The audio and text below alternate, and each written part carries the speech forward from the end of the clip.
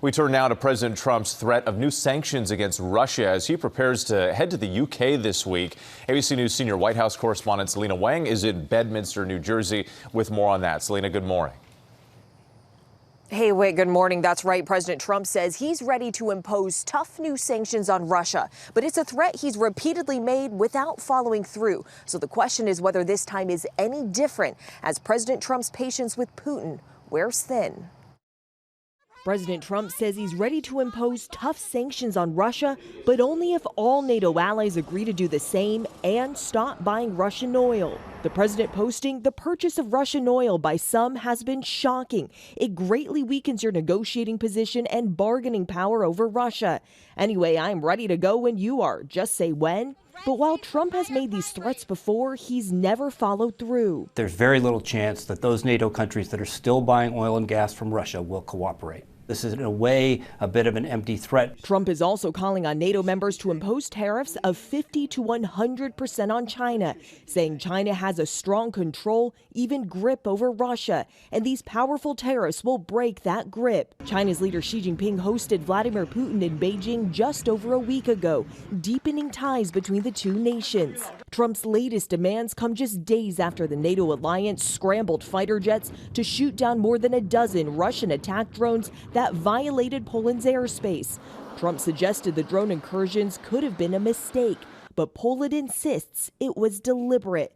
And now, feeling even more concerned for NATO allies, Russia and Belarus kicking off major joint military exercises on NATO's doorstep, a show of force close to the Polish border. The president asked whether his patience with Putin is running out. Yeah, it's sort of running out and running out fast, but it does take two to tango.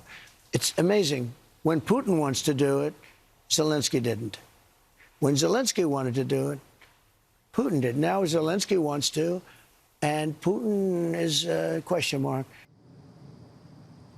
And President Trump heads to London this week, where UK leaders are expected to press him on this issue. Trump's summit with Putin last month was billed as a step towards peace, but since then, Putin has only escalated the war.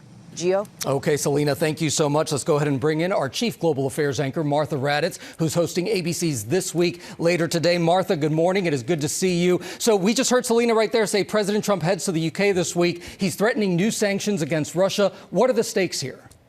Well, the stakes are certainly high, Gio. As you know, I just was in Ukraine and Poland as well. And while we were in Ukraine, there was the biggest Russian launch of drones throughout this war. So the threats are escalating. The war is escalating. I talked to President Zelensky at the time. He wants those sanctions. He doesn't want to wait any longer. He wants much stronger sanctions. He believes that pressure has to remain on Vladimir Putin. And as Selena said, the deadlines have passed and passed and passed. You can look at after the summit. You can look at before the summit, how many times President Trump has threatened sanctions and has not yet followed through, Gio. So it's something everybody's watching, and especially the people of Ukraine, Gio. Without a doubt. And obviously, aside from that, you are also following the Charlie Kirk assassination. And after that murder, Utah's Governor Spencer Cox denounced political violence and said,